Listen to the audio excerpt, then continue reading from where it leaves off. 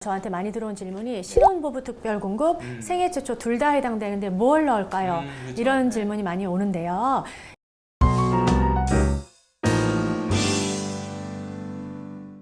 다음은 요즘 핫한 특별공급 얘기를 좀 해보겠습니다. 네. 이 무주택자들에게 요즘에 가장 어찌 보면 좋은 기회다 이런 네. 말씀 하신 거 들었는데 네. 어떤 말인가요? 지금 청약의 제도는요, 완전 무주택자를 위한 세상인 것 같아요. 그래서 저는 무주택자라면 반드시 청약 공부를 해보시라 말씀을 드리고 싶어요. 일단 뭐 구축을 사기 전에, 왜냐하면 이 추첨제에서요, 놀랍도록 75%나 무주택자를 우선 배정해서 당첨자를 뽑아요. 이 무주택자라는 이유만으로도 가점이 아무리 낮아도 추첨제 세상에서 우선적으로 선발이 되는 거예요. 그러니까 좀 무주택이라 서글프긴 하지만 그래도 기회는 어쨌든 더 많다는 많이 거. 줬죠. 예. 네. 그래서 오늘 이제 또 특별공급 네, 이런 네. 이제 중요한 제도가 있는데 이 특별공급을 먼저 노려야 되는 이유 어떤 게 있을까요? 당첨 확률이 너무 높고요. 당첨 확률, 그렇죠. 그다음에 이 특별 공급이 정말 매력적인 거는 그 예비 당첨자 추첨 제도라는 게 있어요. 그냥 1순위 같은 경우는 뭐 서울 같은 경우 8호제곱 이하가 100% 가점제죠. 그럼 이게 예비 당첨에서도요, 100% 가점으로 예비 당첨자 순번을 그렇죠. 뽑아요. 네. 그러니까 가점이 낮으면 예비 당첨에서도 당첨제도 앞번호에 배정이 될 수가 없어요. 그런데 이 특별 공급의 막강한 장점은 예비차 추첨이 무작위 추첨제예요.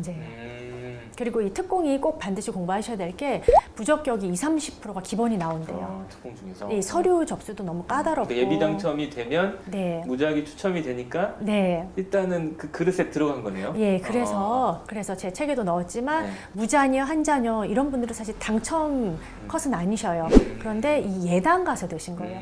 무자녀, 한자녀 혹은 기타죠. 뭐 서울인데 수험분이 신특으로 됐다. 이런 게 다 예비해서 되는 겁니다. 특별 공급이 평생 한 번 찬스라고 네. 했는데, 그러니까 한 번만 쓸 수 있는 건 아니고 한 번 당첨의 기회가 있다는 말씀이시죠? 그렇죠, 그렇죠. 네. 떨어지면 계속 넣을 수 있어요. 네, 네. 한 번 이제 당첨되면 그 특공이 이제 그러니까 어떤 가능한 특공을 거예요. 하든 간에 한 번 당첨되면 특별 공급은 이제 특공이 아무리 많아도 하나밖에 못 써요. 하나밖에? 단 한 번 찬스. 뭐 신특도 진짜 한 번 있고 찬스네요. 생초도 있다면 하나만 쓸 수 있어요. 최근에 이제 좋은 소식이 있습니다. 네. 지난해 민간에도 이제 생애 최초 특별 공급이 네. 이제 공급이 됐고 또 네. 올해부터는 이제 소득 기준이 크게 완화된다고 들었는데 네. 어떤 내용인가요? 많이 완화됐어요. 최대 160%. 160%. 도시 근로자 월 평균 소득 160%인데요. 이러면 정말 연봉이 1억 넘는 연봉 분들도 1억도 되나요? 특공을 넣을 수 있습니다. 야, 그러면 네. 경쟁이 더 심해지긴 네, 하겠네요. 경쟁은 좀 치열해지지만 이제 문을 활짝 열어놨기 때문에 연봉이 많았던 분들도 꼭 한번 특공을 찾아서 넣어보시는 것을 강력 추천드립니다. 네. 이 연봉 이제 확인하는 것들이 또 헷갈리신 분은 많은데 네. 이 기준과 이런 거 정보 어디서 얻을 수 있을까요? 예, 청약홈에 가면은 다 보실 수 있어요. 그래서 청약홈에 들어가셔서 이 특별 공급을 안내하는 페이지가 있거든요. 거기에 들어가시면은요, 자세하게 이 소득 조건, 자산 조건, 그다음에 도시 근로자 월 평균 소득 이걸 퍼센트별로 160%면 얼마까지 자기가 되는지 얼마 해당하는지 거기서 확인할 수 있다. 예, 다 확인할 수 있습니다. 먼저 생애 최초 특별 공급 네, 네. 있는데 어떻게 좀 대처해야 될까요? 네, 생애 최초는 말 그대로 태어나서 지금까지 단 한 번도 주택을 소유한 이력이 없어야 되고요. 그다음에 본인이 아니라 배우자까지요. 배우자가 주택을 구매한 이력이 있으면 이거는 사용을 못 하세요. 두 부부가 다 주택을 구입한 이력이 없어야 하며, 그다음에 이게 많이들 착각하시는 게 미혼 되는 줄 아시는데 미혼은 안 됩니다. 결혼을 안 했으면 못 해요. 대상이 안 되는구나. 네, 기혼자이거나 아니면은 자녀가 있어야 됩니다. 네. 이혼하신 분은 이제 이혼하고 자녀가 있는 분은 있으면 돼요. 가능하다는 말씀이시죠? 네. 미혼 자녀가 싱글이어도 미혼 자녀가 있으시면 돌아오셨어도 되는 겁니다. 네. 자산은 저기만 따지시면 돼요. 민간은 없고요. 공공은 자산 기준이 있고요. 이제 차도 보고요. 자산이 거의 한 2억 1천, 자동차도 한 2억 7천, 2,700 정도 이하이면 되고요. 그 다음에 또 하셔야 될 게 당연히 자영업자나 도시 근로자로서 5년 동안 소득세를 납부하신 이력이 있어야 됩니다. 네. 생애 최초를 도전하시는 분들에게 좀 꿀팁 하나 주신다면? 생애 최초랑 저한테 많이 들어온 질문이 신혼부부 특별 공급, 생애 최초 둘 다 해당되는데 뭘 넣을까요? 그렇죠. 이런 질문이 많이 오는데요. 이 민간 분양 예를 들을게요. 민간 분양은 신혼부부 특별 공급이 당해 우선, 당해라는 건 그 해당 주택 건설 지역 거기서 분양하는 분들한테 당해라는 말을 쓰거든요. 예, 당해를 먼저 우선적으로 뽑고요. 두 번째가 자녀수인데 자녀가 2자녀 이상이어야지 당첨이 돼요. 한 자녀, 무자녀는 사실 당첨권은 아니고 그러니까 예비를 노리셔야 돼요. 대상은 되지만 당첨권에 들어가지 않는다. 않아요. 네네. 그런데 만약에 그래서 자녀가 2자녀 이상이다. 그러면 신특이 낮고요.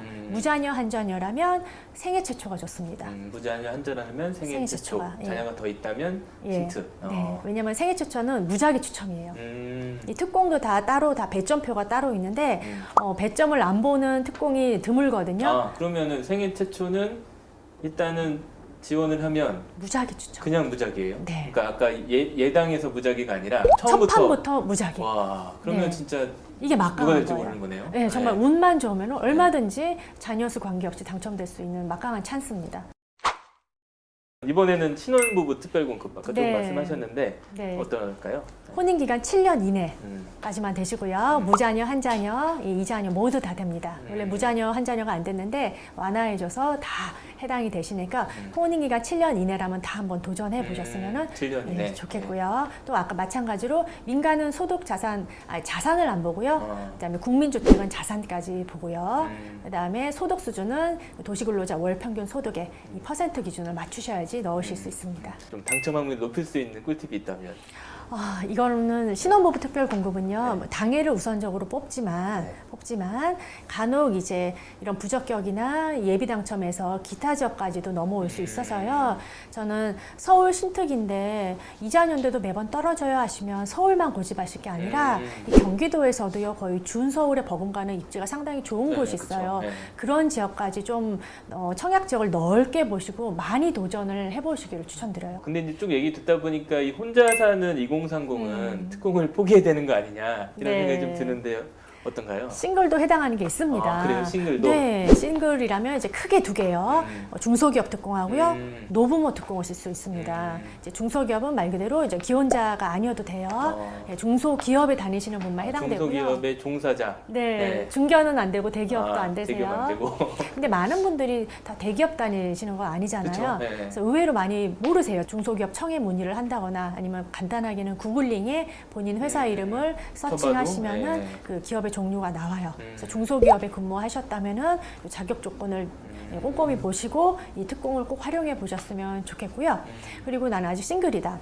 근데 우리 부모님이 나이가 연로하다. 그리고 부모님이랑 합가해서 이런 노부모 특공도 쓸 수가 있습니다. 아, 그렇구나. 네. 근데 이 중소기업 특공 같은 경우는 이것도 조건이 좀 있을 것 같아요. 뭐 네. 가점이나 배점들이. 중소기업 특공은 이 근속 연수가 제일 중요한 점수를 차지하고요. 그렇구나. 네. 그리고 중소기업 특공의 장점이라면은 다른 이 배점표에는 전부 다 무주택 기간이 그 올해 무주택 기간이 길면 길수록 차등적으로 점수가 더 많이 주어지고 이랬는데요. 네네네.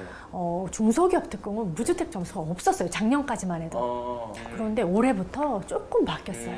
네, 무주택 기간 점수가 생겼는데 근데 그게 항목이 되게 작고요. 그냥 5점이에요. 아니냐 무주택이냐 아니냐만 따라서 이제 5점 정도만 다른 거는 다 그 기간별로의 차등 점수를 적용하는데 이게 5점이면은 어떻게 보면 그렇게 큰 점수는 아니어서요. 더 내가 회사를 오래 장기 근속하거나 아니면 자격증을 따면 중소기업 가점을 올릴 수가 있습니다. 자격증 따면 나한테 좋은 건데. 네, 네가 내 스펙도 쌓고 가점도 올리고. 네, 이게 뭐 지금 이제 특공 얘기 좀 하셨는데 좀 특별 공급을 좀 간단하게 총정리 좀 해주신다면. 특별 공급의 대전제는 무주택자만 됩니다. 많은 분들이 유주택자도 저한테 문의하셔야 되는데 이거는 소형 저가주택도 가지고 계시면 안 돼요. 순수하게 무주택자이어야만 이 특별 공급을 쓸 수 있고요. 그리고 이 특공을 쓰기 전에만 집을 파시면 쓸 수 있는데 안 되는 거는 그 생애 최초만. 생애 최초는 이미 네, 생애 네. 최초가 아닌 게 되니까. 예, 생애 최초를 뺀 나머지 특공들은 이 특공을 넣기 전에 주택을 다 매도하시면은 특공을 쓰실 수 있는 장점이. 그러니까 집이 기존에 있습니다. 있었어도 그 해당 이제 상황에서만 네. 무주택이면 네, 입주자 모집 공고 전에만 매도를 하시면은 쓸 수 있고. 그럼 아직 이제 네. 이미 주택을 샀다고 포기하신 분들 포기하지 않아도 되겠네요. 네. 그리고 또 하나의 특공의 장점은 다른데 뭐 예를 들자면 서울은 당해 마감됐어 이런 많이 말씀 들어보셨죠? 네네네. 이 서울에서의 경쟁이 다 발생하면은 기타 지역 분들은 청약의 기회조차 없습니다. 그쵸. 그런데 이 특공은 정말 재밌는 게요. 당해하고 기타를 같이 접수받아요. 어. 그래서 내가 기타 지역이라도 한번 넣어보는데 이렇게 또 당해에서 저 미달이 나거나 부적격 나왔을 때 무작위 추첨을 돌리면 기타 지역 분들도 당첨이 될 수 있다는 그렇구나. 거예요. 청약을 넣을 수 있는 지역이 확연히 넓어집니다. 음. 그래서 이 특공의 이런 장점들이 너무 많으니까 꼭 한번 찾아보셨으면 좋겠어요.